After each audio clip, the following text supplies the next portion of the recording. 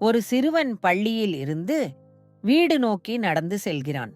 கையில் மடிக்கப்பட்ட ஒரு கடிதம். அவன் பெயர் ஆல்பர்ட்.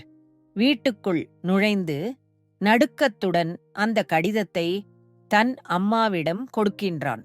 அம்மா கடிதத்தை படிக்கிறார். ஆல்பர்டுக்கு மூளை குறைபாடு உள்ளது. இனி பள்ளியால் அவனுக்கு பாடம் நடத்த முடியாது என்று எழுதியிருந்தது ஒரு நொடிக்கு.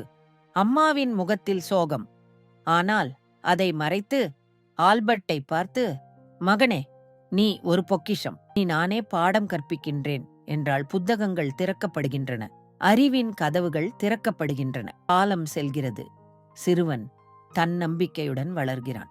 பின்னாளில் உலகமே வியக்கும் ஒரு மாபெரும் விஞ்ஞானி உருவாகிறான். ஆம், அவர்தான் ஆல்பர்ட் ஐன்ஸ்டீன். ஒரு குழந்தைக்கு கிடைத்த அன்பும் நம்பிக்கையும் உலகையே மாற்றியது.